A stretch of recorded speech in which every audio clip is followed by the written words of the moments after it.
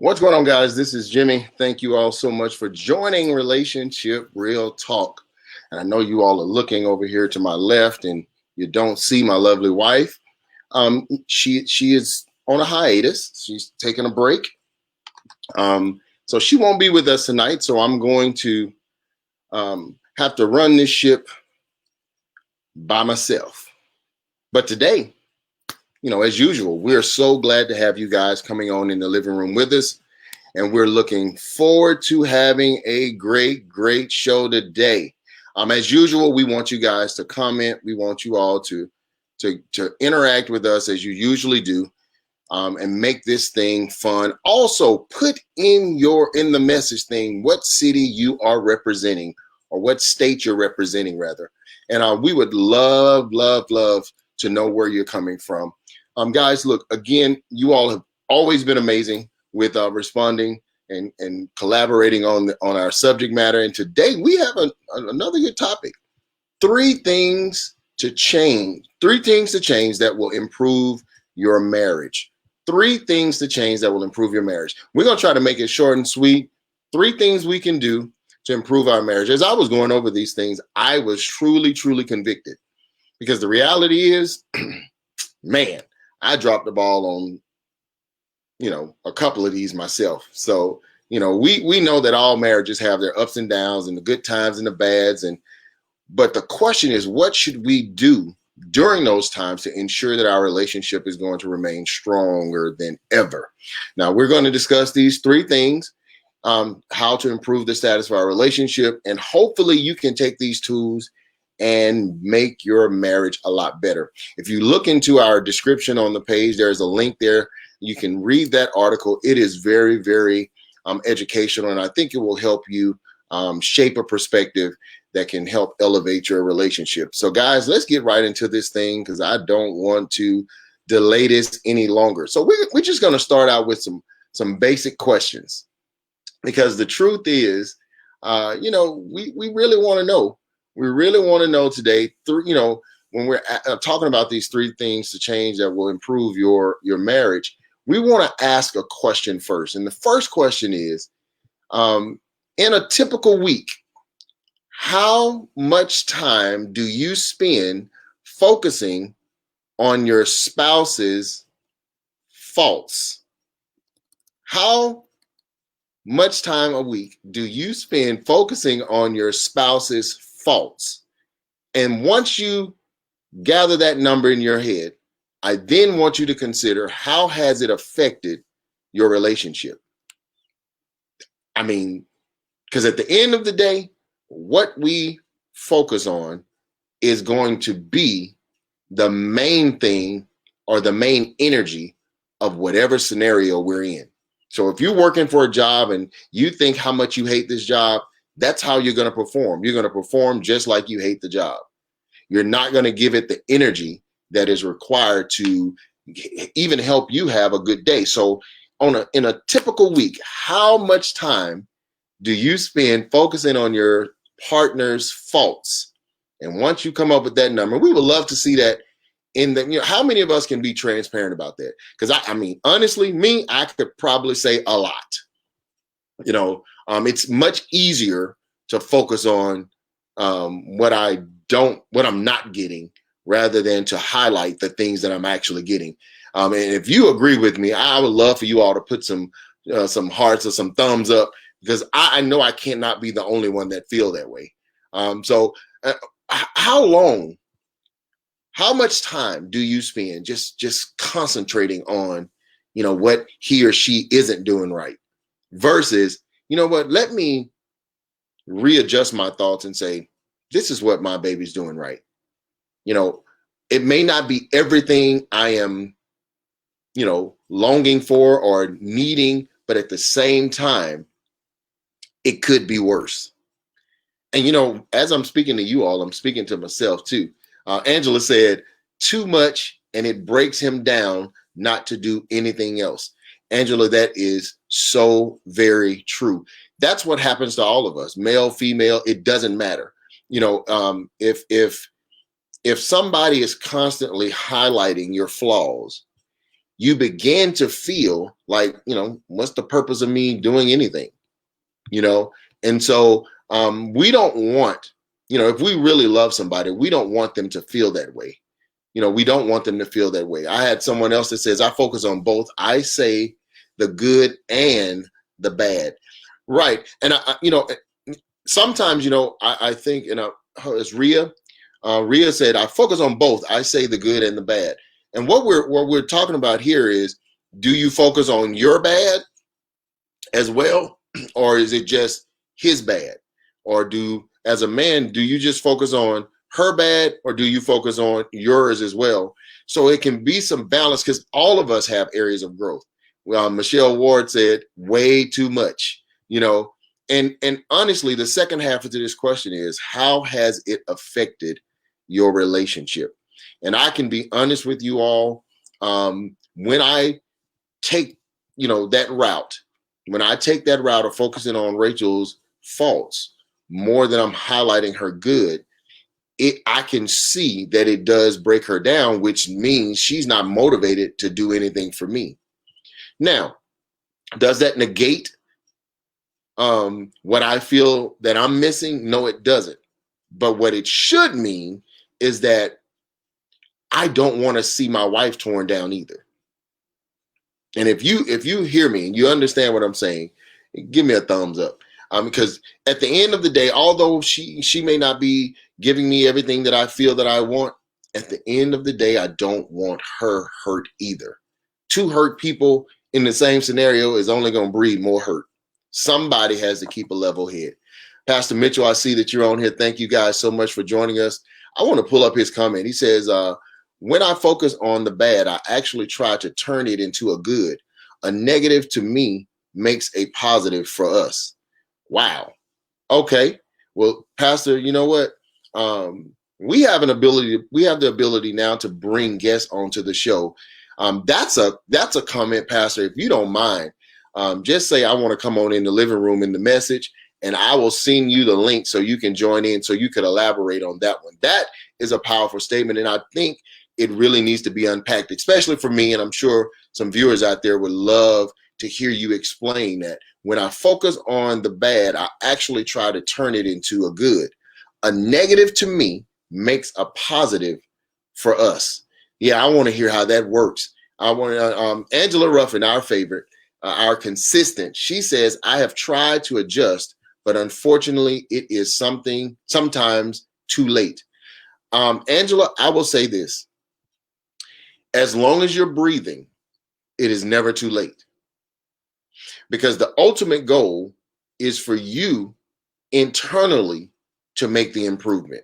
Now, if after you make the improvement, your significant other doesn't accept it, or the outcome is not what you desired, the goal was still accomplished, which was you becoming a better person. And I think sometimes we miss growing because the outcome is not going to be what we desire it to be.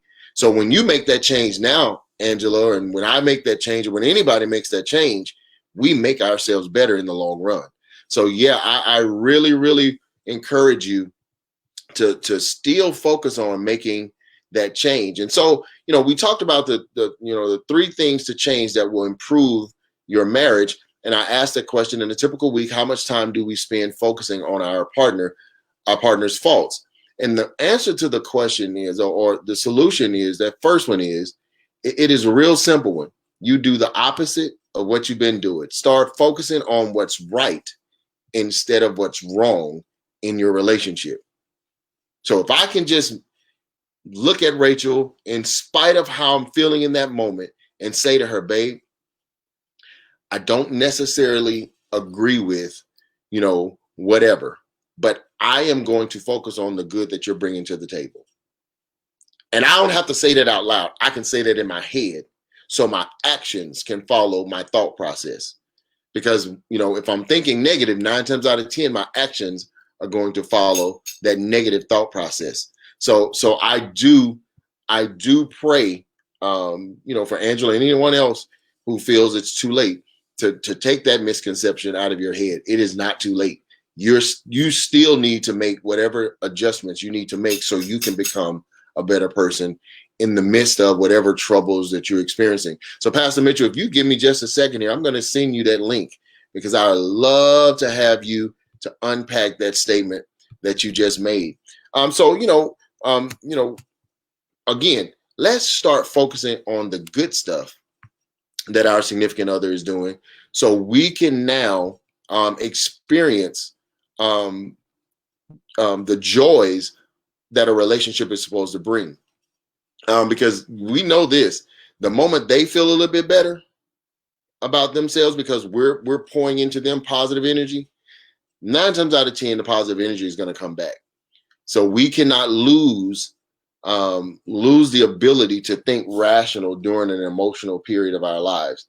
And so I'm seriously hoping that someone hears that.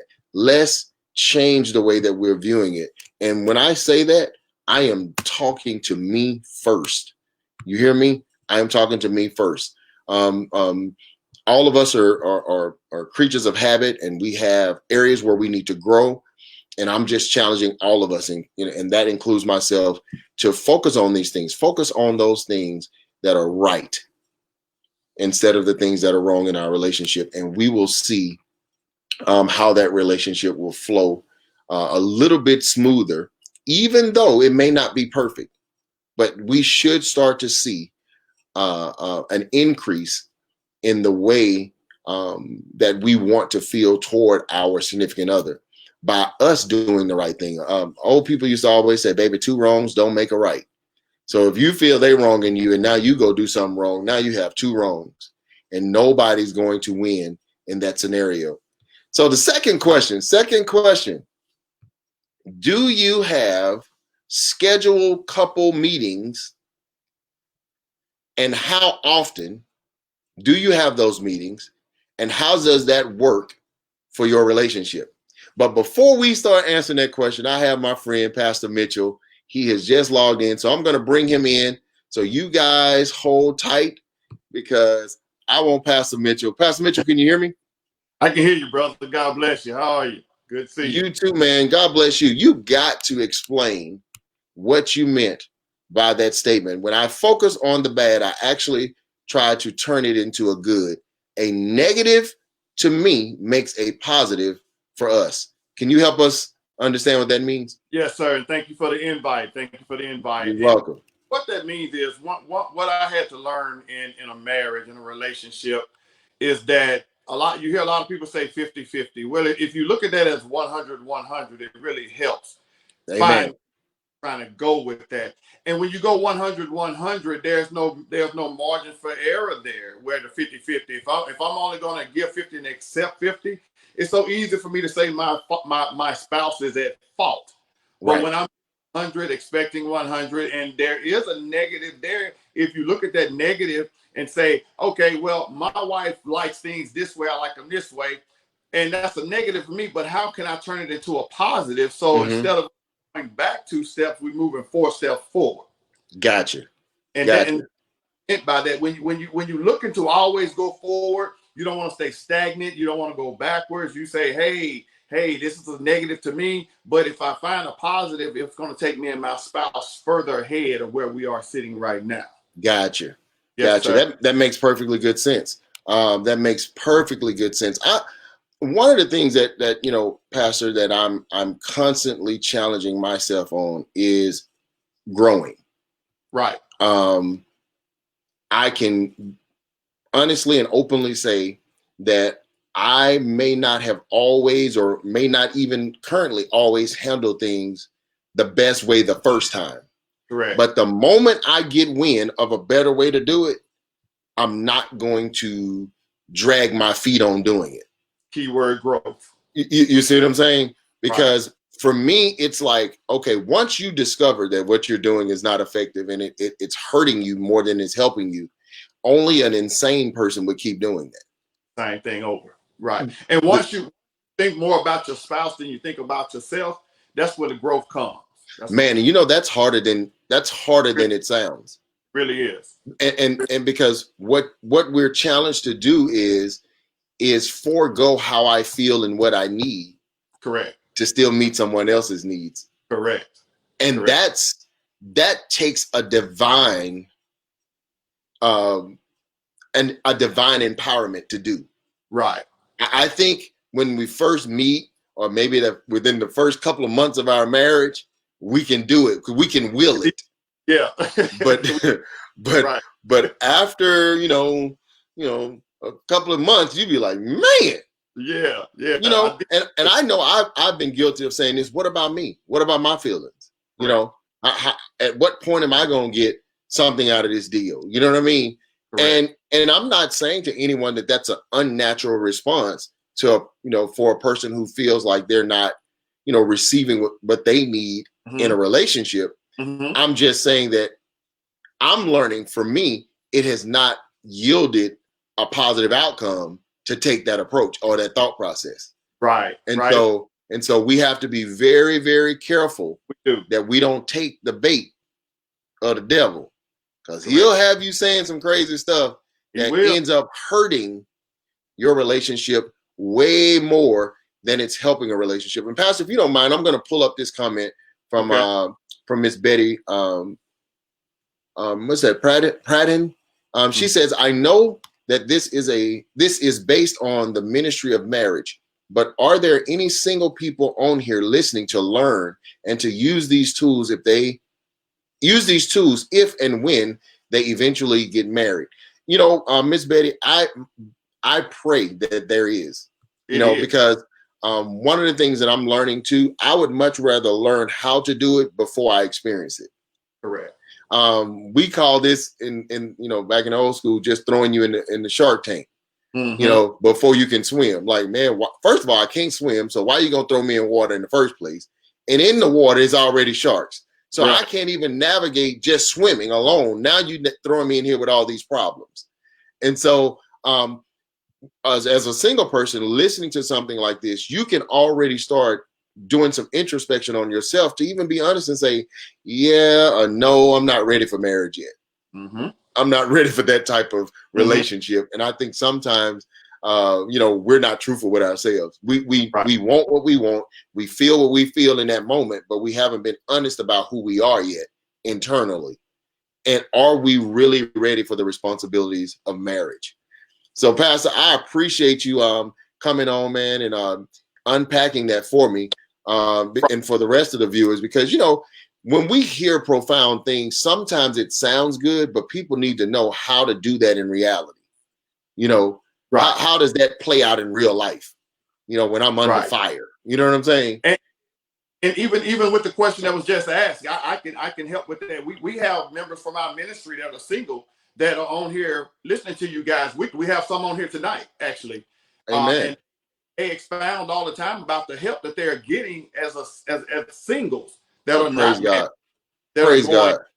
Because as you said, well, what do I do beforehand? And the question you brought up, the first question you brought up is proof and point of that. We have to understand every time I kiss my wife, I want to make it, this may be the last time I get to kiss you. Wow. And the same thing happens when there's an issue going on. This may be the last time I get to address you over an issue. How do I want to leave you on this issue? I want to leave you happy. Issue. I want to leave you smiling on this issue. If it takes me saying, hey, I'm wrong or you're wrong, or where do we meet at right here where we're both smiling, that's what you have to do. And it starts before the institution of walking down the aisle. You already have to have that instilled in you. Those practices. Yes. Yes, I agree. Yeah. And that's something I tell a lot of guys, I tell guys, I said, man, when you've met the woman that you believe is the one you're going to marry, right? Before you say I do, you start giving her husbandly respect. Correct. You already refocus how you deal with your friends as it relates to her. You're showing her early on where she resides on your hierarchy list. Correct. So you don't have to make such a huge adjustment once you say I do. And I think sometimes we fall short when we're in the preparation stages. Some of us think we can just hop into something like marriage and then just be like, it's just going to naturally just happen. It's like, Correct. no, man, you gotta practice that. Like you and I, we played basketball, right? And I'll never Yes. forget Vamp. One of the Yep. things Vamp said was the reason why we work on the full court press is because if you can handle the pressure in practice, the likelihood of you handling it in the game is very high. Right. But if you Right. cracking under the pressure of practice, you're definitely gonna crack under the pressure in a game, in a real life situation. And I think Correct. that's just how it is in marriage. When we take the time to learn all of the tenets of marriage prior to getting married, when we learn to do self-analysis, to take a look in the mirror at ourselves, to be truthful about who we are and what our expectations are, whether they're realistic or unrealistic, and making the adjustment before you say I do, now you come into the relationship more prepared to be 100. Right. A lot of us Correct. come into the relationship not 100 because we've been taught and we've heard over and over again it's 50-50, and it's not 50-50. It's not It's correct. because think about it. If my wife's 50 drops, man, we hurting. Right. Right. Or if I And drop my 50, we I, hurting. correct. Correct. But if we both starting at 100 and she drops 5%, we still rolling at 95. We rolling. That's, You know what I mean? that's Actually, right. we're rolling at 195. Still are correct. You know what I'm saying? So we have to really revisit and evaluate how we're thinking about this thing called marriage, and how we looking at our spouses. And I'm telling you, when I say this, as I'm saying it, God is really speaking to me. How are you looking at your spouse? Is it in a way where no matter what the situation is she feeling like she's still special in your eyes, no matter That's what right. her faults are? Does she still feel special? And so that's the thing that I want to, I know personally, make sure that I am adhering to, so I can make sure that my wife at all costs still feels like she's my queen. And I Right. think when we can kind of just get past how we are feeling in that moment and think about, like you said, man, what you just said was powerful. I kiss my wife as if it's the last time. When Correct. if we have a disagreement, I am thinking about, if this is the last conversation I have with her, do I want her to have a fun memory or a bad memory? Right. If this is going to be our last one, you know what I'm saying? And honestly, Correct. when you said that, man, that hit home. Oh my Mm. goodness, that hit home. That was powerful there. That was powerful. Well, Pastor, again, I mean, if you come on here with another profound statement, you don't have to bring you back, right? Hey, brother, you guys are so helpful, and people in our ministry have been helped by you guys. We support you guys 100%. God bless you, man. Man, thank you very much, Pastor. Now, look, I know I'll have you back on soon. All right, brother. God Take bless. care. God bless. Yeah, guys, look, we have some great comments, We have Tommy Wolf. Tommy Wolf said this. He says, it's so many tools out there to get prepared for a kingdom marriage. Use the resources available.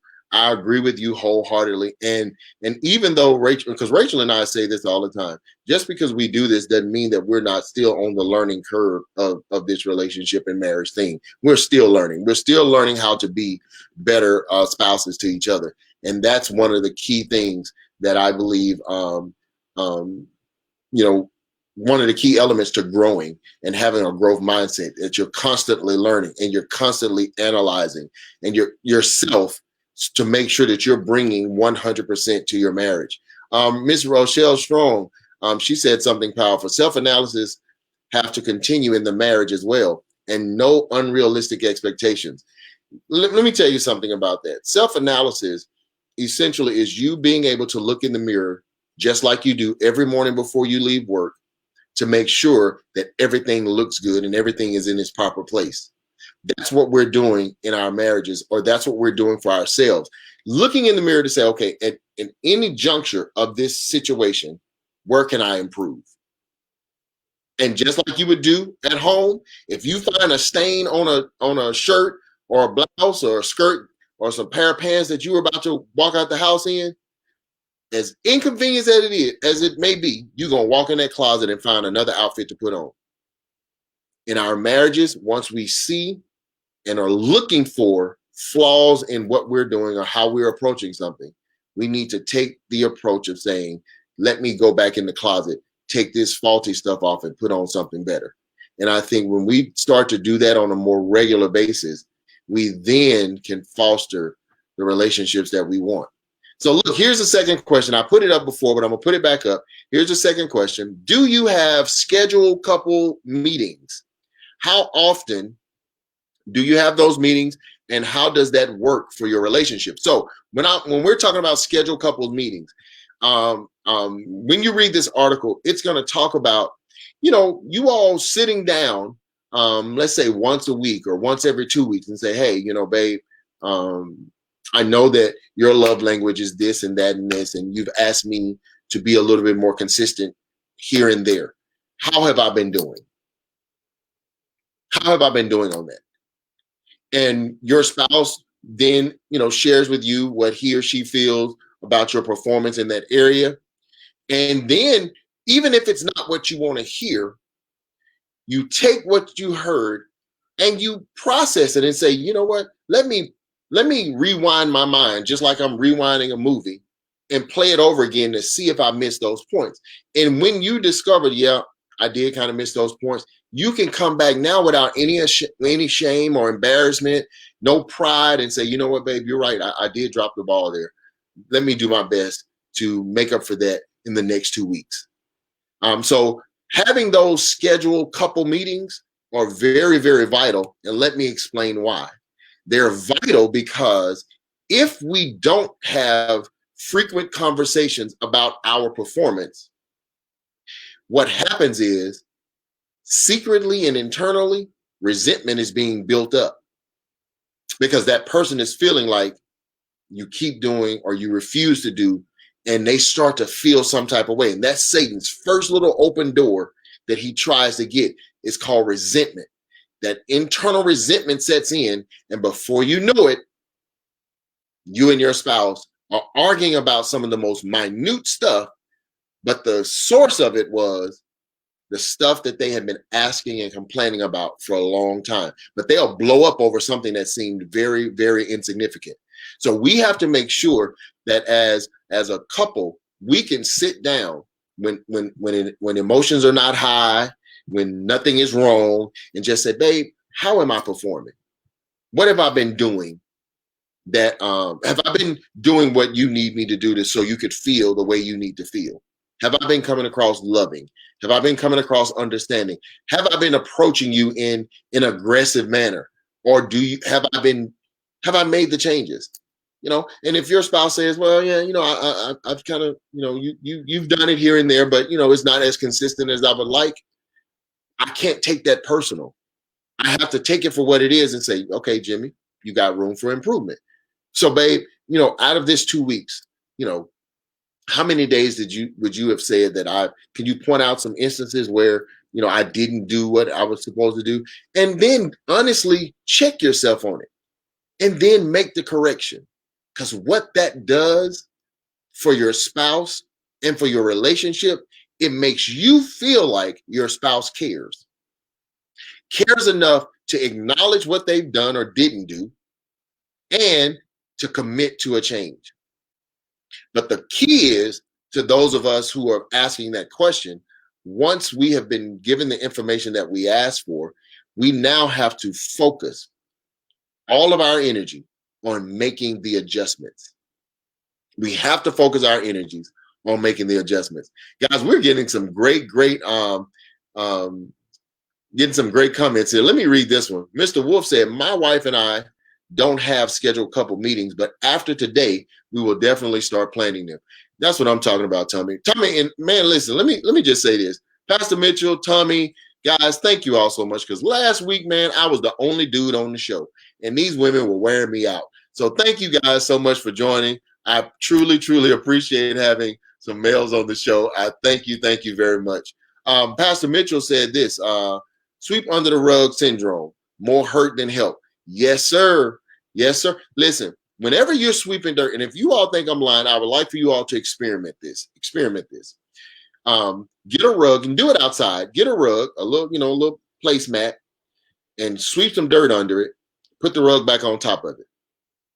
Before long, that rug is going to have a big hump in it.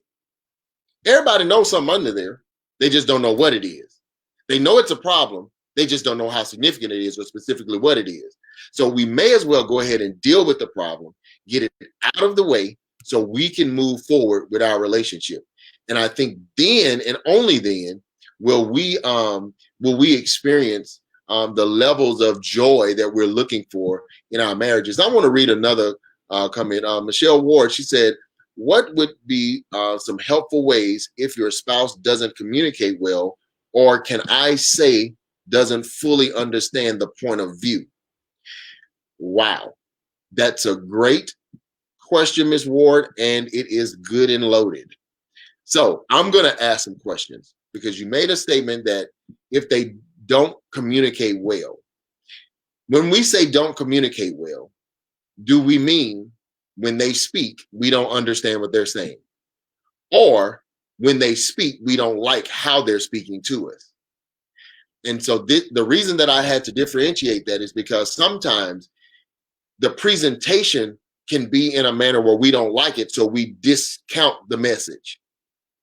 So we have to learn how to be mature enough to look beyond the presentation to hear the message. Because, and I'll just say this to you, Ms. Ward, because I've said this to a lot of ladies concerning men. Ladies like to say men like to shut down.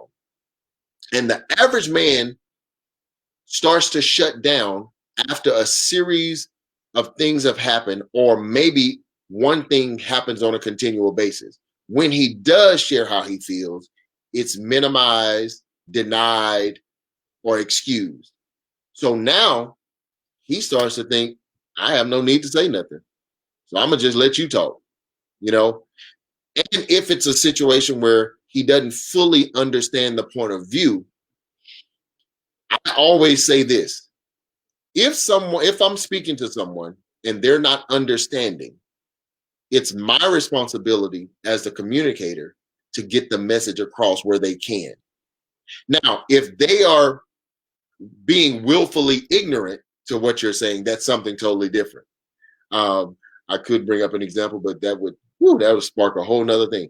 You know how certain groups of people don't want to take responsibility for what they've done, and they blame the other people that they've hurt, rather than saying, yes, we did do that. We're sorry. Let us work on that, change and do better.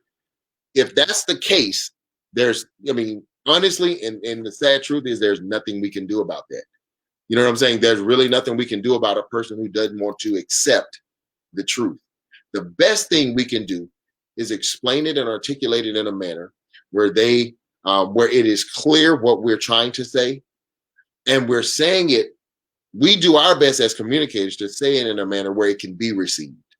That's the only responsibility we have, to make sure that they understand it and saying it in a manner where it can be received. Because sometimes, just like for us, if we don't want to accept something because of the way it's presented, we have to be mindful that we have to present it in a way that they can accept it, And so I would challenge you on that one. Not a challenge in a bad way, but just encourage you rather to make sure that it's not that he doesn't communicate well. If you're not understanding what he's requesting, if it's him, the way he's presenting it, try your best to look over that presentation and focus on the message of what he's saying. Because sometimes when people are hurt, the way things come out isn't always pleasant. But if we can get past how we feel about how they said it and focus on what they said, maybe we can get to a resolution of the problem. My friend Sean Mitchell said, this is so needed in relationships. We need to do better in this area. Amen. Amen. Amen. Amen. Check yourself. Absolutely. Okay. We're getting a lot of feedback, and I do appreciate this. So I want to go down and I want to really, really speak on this. First Lady said, you are helping us ladies, because ladies, trust me, when it comes to men shutting down, you got to understand quickly something is going madly wrong, because we don't feel like we're being heard, and we don't feel like you care about us. And once anybody starts to feel that way, they tend to shut down. Now, the reality is women tend to be a lot more vocal and expressive. Men, once we're not getting our message across, or we feel like you're not hearing us, because we don't want to see you or treat you as an enemy, we just stop talking. Because sometimes, the bro code is, if a dude was doing what you was doing, he might have to get some hands laid on him in the name of the Trinity. But I'm just joking. Now, but when it comes to our loved ones, we can't do that. So we're like, we just stop talking, and we don't want to keep perpetuating patterns of behavior that's not bringing glory and honor to our marriage and our union. Let's see here. I got some more. Oh my goodness. Pastor said another one. Michelle, sometimes it helps to hear from someone else. You and your husband may do well speaking to the Rogers. Oh man, God bless you. God bless you, Pastor. I should have read most of that before I read it out loud. It really, sometimes we do have to have a different perspective, because sometimes we see things from our prism and because of our emotions, and we don't revisit another perspective. We don't visit another perspective, and then we get lost. Everything gets lost because we can only understand it from our lenses. And sometimes it takes that third party to kind of say, well, hey, think about it from this perspective, and to help us kind of refocus. And before you know it, you realize that maybe, just maybe, they're not as bad as I was trying to, as I thought they were, and sometimes that is more important than what we desired in the first place, making sure that we're not viewing our spouse in a manner that is unproductive to the relationship. So I got Rochelle Strong. Hey, Miss Strong, how are you doing? It says, be truthful with your spouse and yourself. If you don't tell them, they won't know where the problem may be. But you can't plan to do better and not follow through. Maybe the one recognizing the issue needs to self-reflect as well. And I agree with you. Sometimes we are masters at identifying problems, but kindergartners on resolution. And sometimes we're even worse when it comes to realizing we may be the source of the problem. That's something I think we all need to chew on. Everything is not your spouse's fault. I'm just going to put it out there. Sometimes it's us. Sometimes it's us. Sometimes we did it.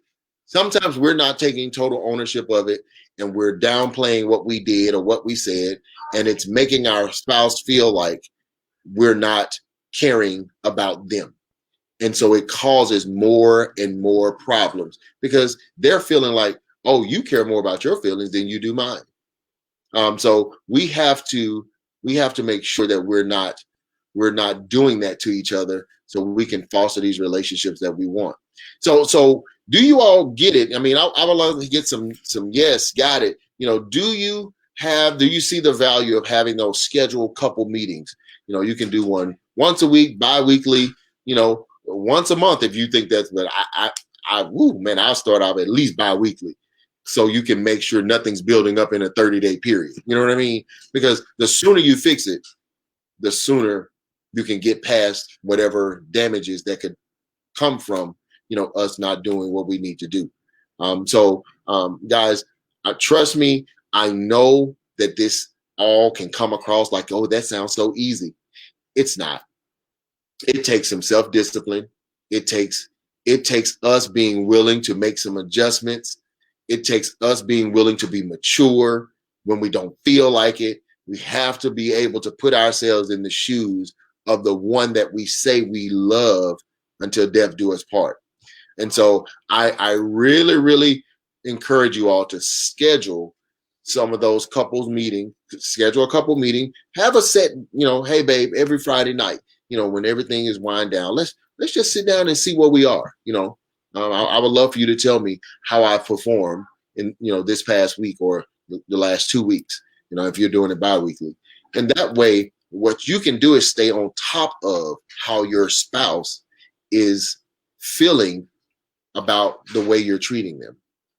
And when we do that, man, oh my goodness, we increase the connection, we increase the intimacy, because then they start to feel, oh wow, I'm a priority to them. He or she really cares about how I feel, and so that's something that, even Rachel and I, after, researching this, looking at that, we were like, man, we're guilty of that. When we have these type of conversations, when we already 38 hot, you know what I mean? So it's like, no, have those conversations when things are good, when things are not bad, when when you're just enjoying life and you just want to know from a educational point of view, where do I need to grow, babe? How can I serve you better? That's the question. How can I serve you better? Where have I dropped the ball? And if we get into a life of service, what we'll find is that, love is going to take a turn for the better. Love is going to take a turn for the better. And guys, here's the last question I have, and I only wanted to do 3 because I really wanted to give you guys time to ask questions and make your comments so we can go back and forth and we wouldn't be overwhelmed with a bunch of different questions and answers. The last question is this: what rituals do you and your spouse engage in consistently that increases the connection in your relationship? In other words, what do you and your spouse do that you have to look forward to that bonds you two together? Because every couple needs to have what we call in our relationship principles, joint activities. We need to have something we do together that we enjoy doing with each other so we can bring that element to our relationship. It's nothing like feeling like, man, I can't wait to get home today because me and my girl, this is the day we go eat ice cream. Or this is the day we go on our nature walk, or this is the day we just walk around the park. What rituals do you and your spouse engage in consistently that increases the connection in your relationship? I would love for you guys to put that in the comments. What is it that you and your spouse does? Couples massages once a month, along with date night. That's what I'm talking about. Once a week, we turn our phones off and have the members know to contact the other ministers. Now, Pastor, let me tell you something.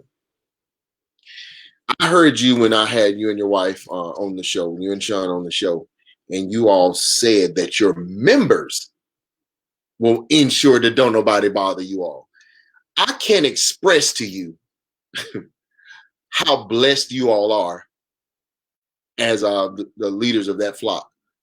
Because, sometimes parishioners act like, nobody else can help them, and on one hand, it's good that they trust, God's man to lead them, but also at the same time, this lets them know that you're also human and you have some other responsibilities, and so I can only imagine that Sister Mitchell loves that day and looks forward to that day, because now you all can set aside all your worries and concerns and focus on each other and re-energize your relationship.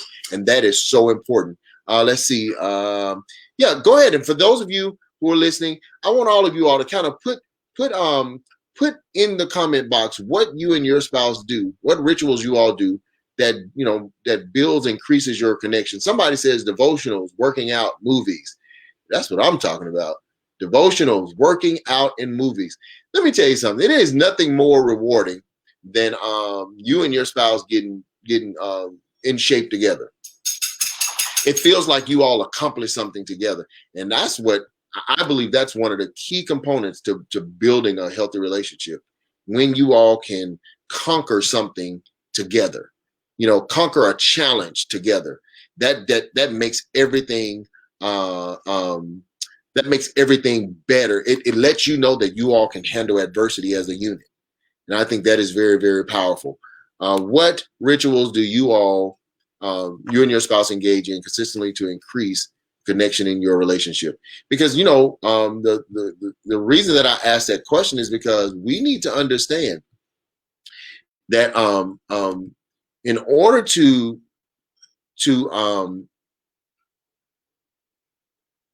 to have the knowledge and understanding of what it is your spouse needs from you, you all, and to build that union between you two, you all need to find something that can connect you. Listen, we ain't having sex all the time. It's not gonna happen. So it has to be something beyond that, beyond sex. So it has to be, how else are we connected? How else are we creating this atmosphere of intimacy. What else are we doing? Working out. Someone said devotionals. Having worship together, praying together, even going to church together. We make that more difficult than it has to be. Um, just my wife and I, we love to play tennis. That's one of the things we do. And then we bought bikes during this quarantine thing. And now we love riding our bikes. And it's just different things that she and I have decided to do that we really need to start doing on a more regular basis that will further help increase the intimacy in our relationship. And the child of intimacy can be, and in a lot of cases will be, that physical intimacy. And so we need to learn how to make those connections with our spouses. And we have to start by asking the question, what am I doing? What are we doing that will make us more intimate? That will give us a stronger connection. Are we doing anything? And when you question yourself on that, then then you can start to say, this is something we need to implement. I have someone that says, not married. I have my ice cream once in a while. Well, listen, you don't have to be married to start the practices, because even before you get married, you all have to build intimacy. How do you all connect with each other? What is the thing that's grounding you all and keeping you all bonded? First of all, it should be, your principles should be the first thing that bond you together. Then beyond that, you have something that's connecting you all on a continual basis. That's the things that you all like to do as a unit. So once you get married, you all have already built a habit or a practice of doing these things over and over again. And so you will have no problem when that transition comes. Sister Mitchell said, my husband and I going out to dine and take a bath together with slow music once a week. You know what, Sean? I'm liking that. That's what I'm talking about. Having that intimate time together, and that makes a huge. I know for me, my top two love languages, they both numbered the same, and that was quality time and physical touch. If I'm getting those two things, boy, I am happy as a pig in mud. And I know that was country, but you got you know what I'm talking about. So I encourage you. I really, really encourage you not to fall short on doing these things. Don't fall short on finding those things that you can connect with your spouse. And so when it comes time for the intimacy, it's already built in. I want to do it because all of these other needs have been met, and making sure that we have the desire to want to do these things. And let me tell you something. I was in a marriage where, I lost the desire to want to please my wife because of, the discord that we had in the relationship. And I'll never forget, that was the worst feeling on the face of the earth. And so for me, I don't ever want to experience that again. So even today, I'm compelled after this show to go down, and once I see my wife, be like, hey babe, you know, I've analyzed some stuff that I've done or said, and I've taken this position. I'm not too proud to do that, and I think if we all can start to do that in our relationships, we start to see a better version of the relationship we say we want with our significant other, and that's called taking total ownership of the stuff that you may be bringing to the table that's causing your relationship a little bit of discomfort and pain. Let's see here. I got some more comments. When you learn, sister, okay, where did it go? Where did it go? Here we go. It moved up. When you learn the language, you will get there. It will come naturally. Yes. Once you learn the language and you start practicing it, you can speak it more fluently. You can start speaking it more fluently. Let's see here. That's who taught me. Oh, okay. So you're talking about. So all right. So okay, I got it. But yeah, guys, these three things to change, three things to change that will improve your marriage. Start focusing on what's right instead of what's wrong in your relationship, and you will start to see improvement in your relationship. The second thing, have a weekly State of the Union meeting with your spouse so your partner can give you feedback on your performance. This is where you sit down, you be like, hey babe, what's going on? How was your week? Whatever, whatever. And then you just ask, hey, I know we promised to sit down once a week or once every other week.